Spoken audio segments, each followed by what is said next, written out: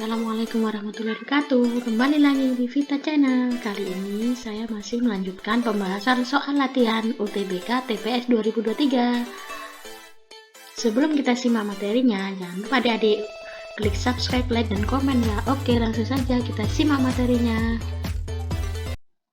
Soal yang pertama, perhatikan gambar di bawah ini.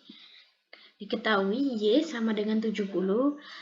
Pernyataan pertama dan pernyataan kedua X sama dengan Y. Jadi sudut ini dalam garis itu adalah namanya sudut bertolak belakang ya. Sudut Y dengan X itu adalah sudut bertolak belakang A4 dan A2 pada gambar di samping ini ya. Nah, sehingga kalau misalnya Y sama dengan 70, berarti X-nya juga 70. Nah, bagaimana dengan Z?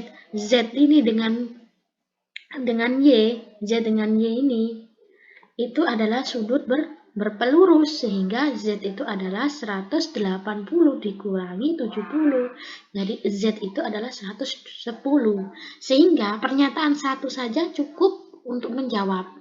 Nah, tetapi pernyataan dua tidak cukup, sehingga yang benar adalah A. Selanjutnya soal nomor 2. Manakah di bawah ini yang memiliki lebih besar sama dengan 6 sisi? Ada bangun limas, bangun tabung, bangun prisma segitiga, prisma segi 4, 5 segi 4. Jadi kita gambarkan dulu bahwasanya 5 segitiga ini mempunyai 4 sisi. Berarti bukan ya. Bukan 5 segi 4 mempunyai 5 sisi. Kemudian prisma tegak segitiga mempunyai 5 sisi.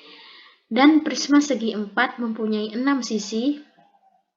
Selanjutnya tabung mempunyai 3 sisi. Jadi yang benar adalah prisma segi 4. Jawabannya D. Selanjutnya soal nomor 3. Nah, berapakah nilai X dan Y berturut-turut jika bilangan X, 4, 9, 16, 27, 64, Y, 256, 243. Jadi kita harus melihat bilangan tersebut ya.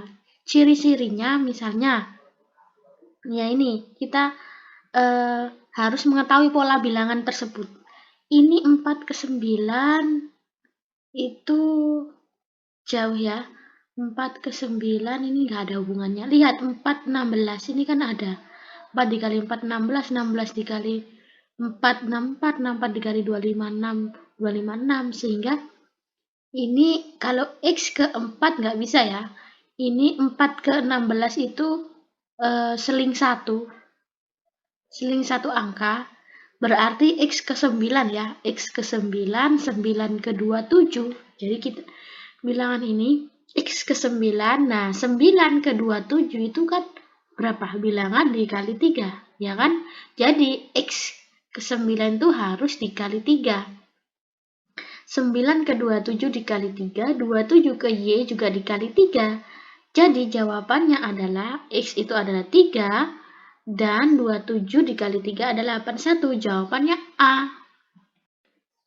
Selanjutnya nomor 4. Semangka yang beratnya 1,2 kg dijemur di bawah terik matahari. Jika setelah 1 jam beratnya menjadi 0,9 kg dan berat bagian semangka yang bukan air sebesar 0,2 kg, berapa persen kandungan air yang hilang dari total air pada semangka? Asumsikan proses penjemuran hanya menguapkan air. Jadi berat awal S, kita cari dulu berat awal S itu semangka, yaitu berat semangka sebelum dijemur dikurangi berat bukan air. Nah, berat semangkanya itu 1,2 kan awalnya. Kemudian berat bukan airnya 0,2. Jadi 1,2 dikurangi 0,2 itu 1 kg. Jadi berat awal air pada semangka itu adalah 1 kilo. Kemudian kita cari berat air setelah dijemur ya. Berat semangka setelah dijemur dikurangi berat bukan air. Berat semangka setelah dijemur itu adalah 0,9 dikurangi berat bukan air sama dengan 0,7. Sehingga kita bisa mencari air yang hilang itu adalah berat air sebelum dijemur dan setelah dikurangi setelah dijemur dibagi berat air sebelum dijemur. Jadi berat air sebelum itu adalah 1 kilo, ini kan berat awal maksudnya ya.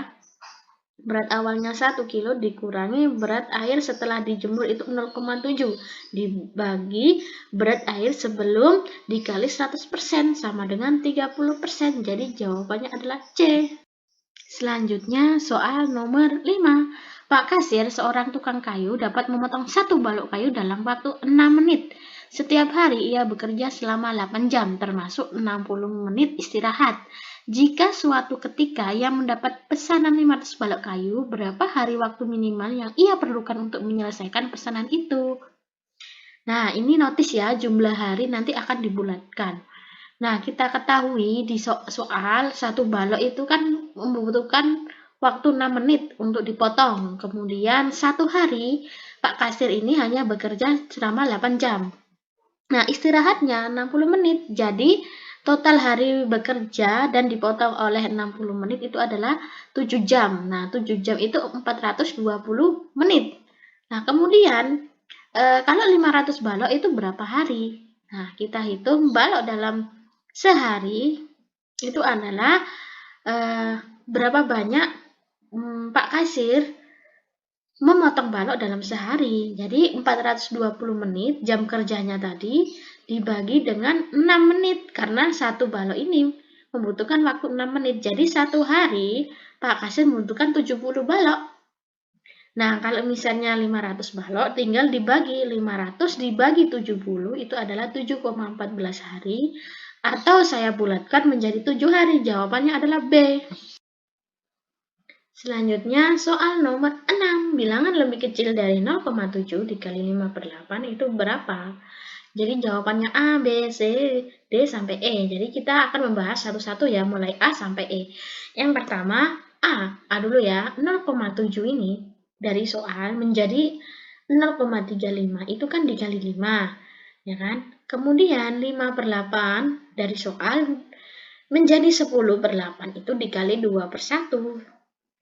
Sehingga 0,7 dikali 5 per 8 menjadi 0,35 kali 10 per 8 dikali 10 dari mana? Dari 5 ini pengali, faktor pengali 0,7 menjadi 0,35 itu adalah 5.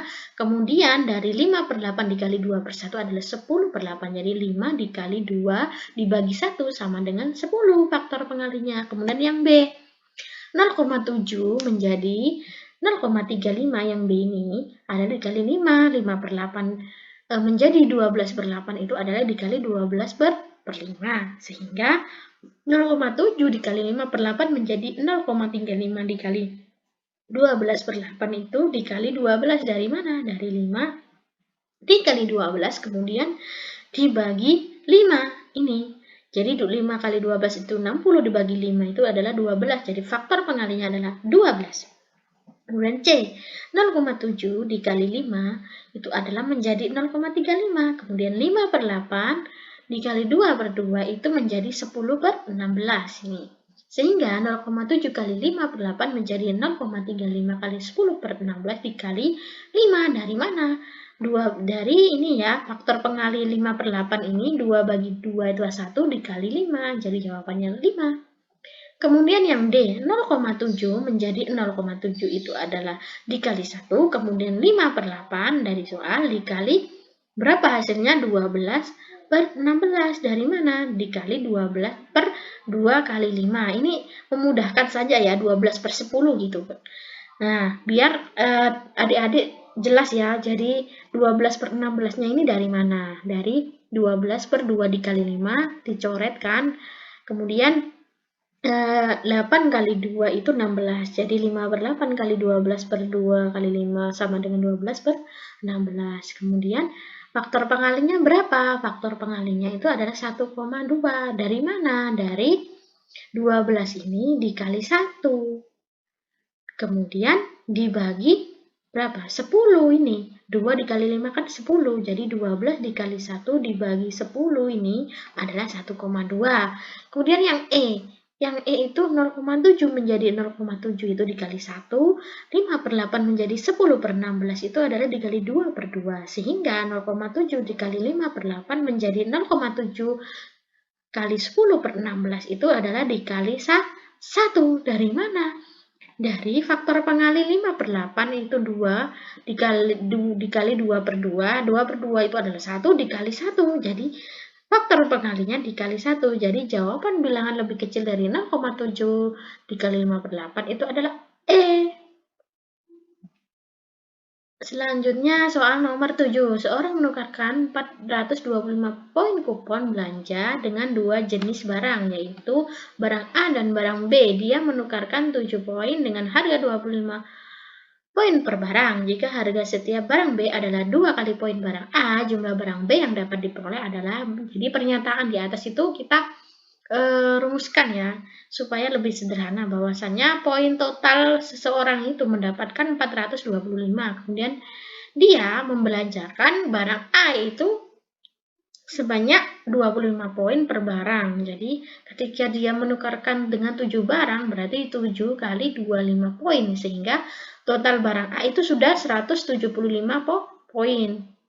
Kemudian sisa poin barang A itu sudah berapa? Dari poin total 425 dikurangi poin belanjaan barang A itu 175, jadi sisanya tinggal 250 poin.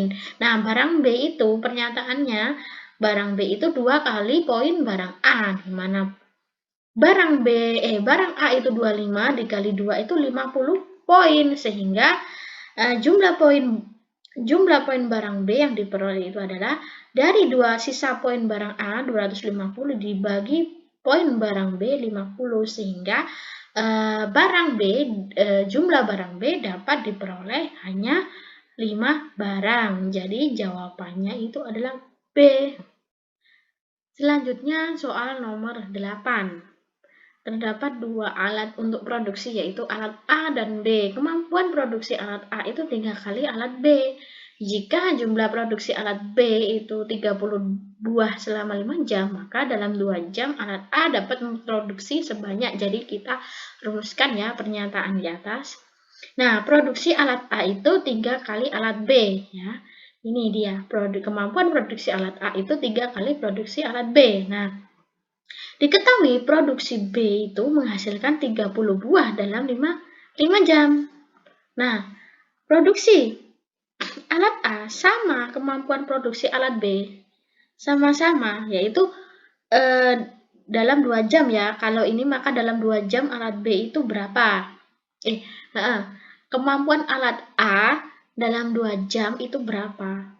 Jika kondisinya produksi alat A itu sama dengan produksi alat B, yaitu 2/5 dikali 30 buah. Dari sini tadi ya, dalam 5 jam itu 30. Jadi untuk alat A, produksi alat A itu tinggal 2/5 dari 5 jam dikali 30 buah. Jadi produksi alat A itu 12 buah jika kemampuannya itu sama. Nah, tetapi karena kemampuan produksi alat A itu 3 kali B-nya, 3 kali kemampuan produksi B, jadi 3 dikali 12 ini adalah 36 buah. Jadi hasilnya itu adalah D. Selanjutnya soal nomor 9. Seorang anak mengambil buah-buahan dari 2 kotak yang berbeda. Jadi diketahui dari soal tabel ya, di tabel ini kotak 1, ada kotak 2, kemudian ini buah. Kotak 1 pengambilan pertama apel besar, kotak 2 pengambilan 4 ya. 4 itu apel besar. Nah, jika seorang anak mengambil buah dari kotak 1 dan kotak 2, mana yang paling mungkin dia dapat? Jadi kata kuncinya adalah paling mungkin dia dapatkan. Jadi peluang untuk mendapatkan buah dari kotak 1 dan kotak 2 itu berapa besar? Jadi kita menggunakan rumus peluang. Jadi rumus peluang itu banyaknya anggota A, NA dibagi banyaknya anggota ruang sampel. Nah, ruang sampel itu yang mana? Yang ini, kotak 1, kemudian 2, kemudian 4, kemudian 5 itu adalah anggota ruang sampel. Jadi kita mencari peluang kotak 1 yang pertama ini 1, kemudian 2, 4, 5, dan kotak 2 ini juga ya, 2, 4, 2, 3, 3. Ini kita mencari peluangnya, ya, mencari peluang satu-satu. Nah, sebelum mencari peluang kotak pertama berisi 1 ini, kita harus mencari banyaknya anggota ruang sampel, NS ini. Jadi banyaknya anggota kotak 1 itu adalah penjumlahan ya, 1 ditambah 2 ditambah 4 tambah 5 itu 12. Jadi banyaknya anggota ruang sampel kotak 1 itu 12. Nah, banyak anggota kotak 2 itu juga 12. Dimana mencarinya adalah 4 ditambah 2 tambah 3 tambah 3 adalah 12. Sehingga kita bisa mencari peluang kotak pertama, yaitu berisi 1/12. Banyaknya anggota, banyaknya ruang sampel kotak 1. Kemudian kotak kedua 2. Kotak kedua peluangnya juga 4/12. Banyaknya anggotanya ini 4 dibagi banyaknya anggota ruang sampel 12. Kemudian kotak 1 1/12, kotak 2 2/12, kotak 1 2/12, kotak 3 3/12, kemudian 5 kotak pertama itu 5/12, kotak 2 itu 3/12. Jadi peluang yang banyak muncul ya, peluang itu kemungkinan besar dia mendapatkan. Jadi yang kotak pertama yang paling banyak peluangnya itu adalah 5 kan? Dari 1125 ya kan? 5. Jadi kotak pertama itu menyebabkan jeruk kecil peluangnya. Kemudian yang kotak kedua yang paling besar ini adalah 4 ya.